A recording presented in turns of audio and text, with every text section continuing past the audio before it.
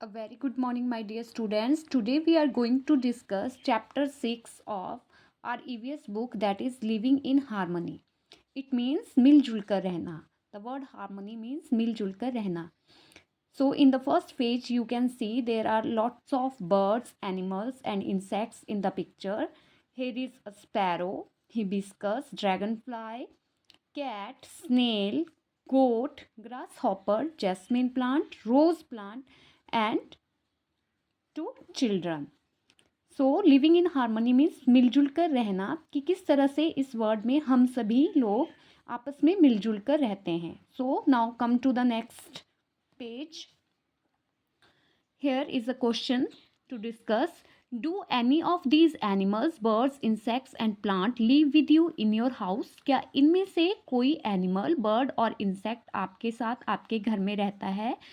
So you can write the answer. Yes, in my home there is a rose plant. Okay, इनमें से और तो कुछ नहीं, बट रोज प्लांट तो आप सबके घर में होगा. Do you and your family take care of them? Yes, we take care of them.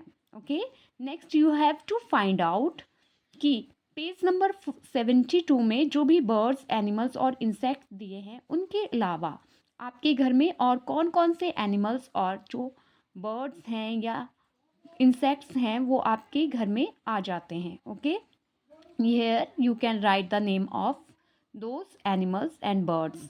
For example, monkey, it lives on a tree. Dog, you have to you have seen them on the roads. Ants on the ground and the floor. Parrots on the trees. Cows in your neighborhood.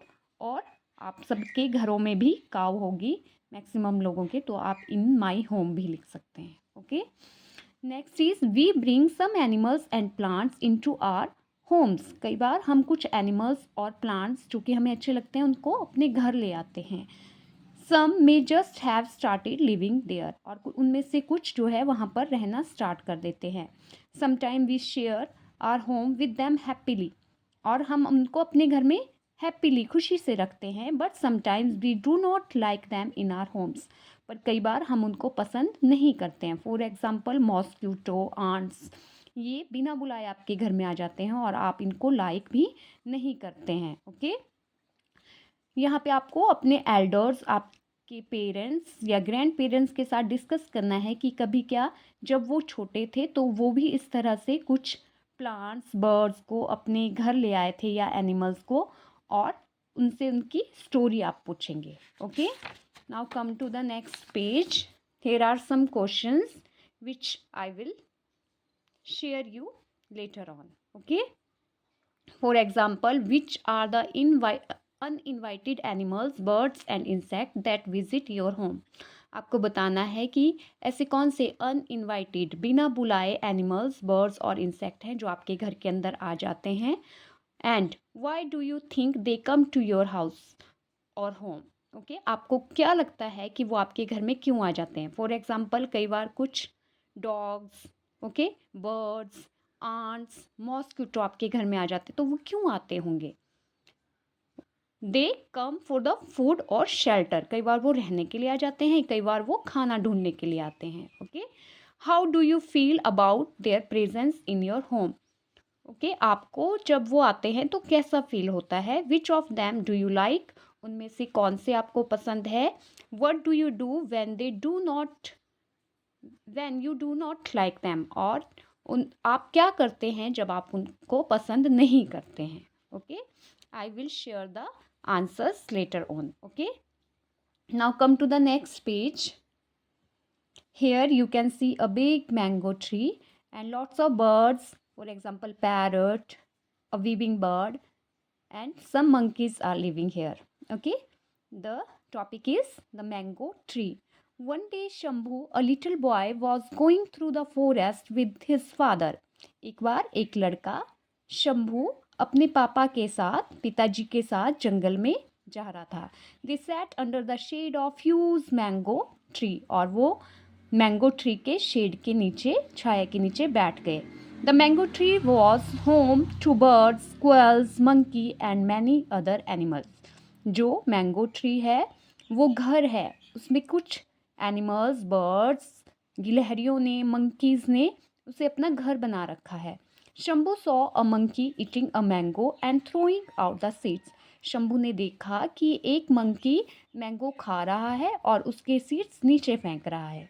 He told his father about it. तो शंभू ने अपने father से इसके बारे में कहा। His father said, Shambhu, do you know that a new plant would emerge from this seed? उसके पिताजी ने कहा, शंभू, क्या तुम्हें पता है जो सीड मंकी फेंक रहे हैं उनसे जो है वो एक नया प्लांट लग जाएगा। This is how animals and plants help each other. इस तरह से एनिमल्स और प्लांट एक दूसरे की हेल्प करते हैं। किस तरह से? मंकी नीचे सीड फेंक रहा है बट उस सीड से नया प्लांट लग जाएगा। इस तरह से ये मंकी क्या कर रहा है? इस प्लांट की हेल्प कर रहा है to grow the new plants. Okay, now come to the next page. Shambhu ran to pick up a mango that dropped from the tree. Shambhu भाग के गया और उसने एक मैंगो को पकड़ा जो कि ऊपर से नीचे फेंका गया था और उसने पकड़ लिया उसको। He said, look, I too have a mango. देखो मेरे पास भी अब एक मैंगो है। Not only fruits, we get vegetables and many other things from plants. केवल फ्रूट्स ही नहीं, हमें वेजिटेबल्स और भी बहुत सारी चीज़ें जो हैं प्लांट से मिलती हैं। सैड शंभूज फादर, शंभू के पिताजी ने कहा। Oh yes, I know, remember that you had told this to me earlier. मुझे पता है, ये आपने मुझे पहले भी बताया है। We get medicine, fibres and clothes and wood for our houses from plants. हमें पौधों से मेडिसिन मीन्स दवाइयाँ, फाइबर्स फॉर क्लॉथ्स धागा, और मतलब जो फाइबर होता है ना जिससे धागा बनता है और धागे से क्लोथ्स बनते हैं। For example cotton fibre, cotton के जो क्लोथ्स हैं वो भी हमें प्लांट से मिलता है, कॉटन, और उससे क्लोथ्स बनते हैं। And wood for our houses from plants, और घर बनाने के लिए जो लकड़ी चाहिए होती है वो भी हमें प्लांट से मिलती है। Here you can see the uses of plants. Okay, it give us shade, छाया देते हैं हमें, वुड देते हैं, कॉटन देते हैं, कॉटन से फाइबर बनता है और फाइबर से क्लोथ्स बनते हैं। Here you can see fresh air, oxygen हमें प्लांट से मिलती है। एंड देन फ्रूट्स हमें मिलते हैं, medicine and shelter for animals. Here the uses of plants which are very important to us. So that's all for today, children. You have to read these pages and solve the answers in your notebook. Thank you and have a safe day.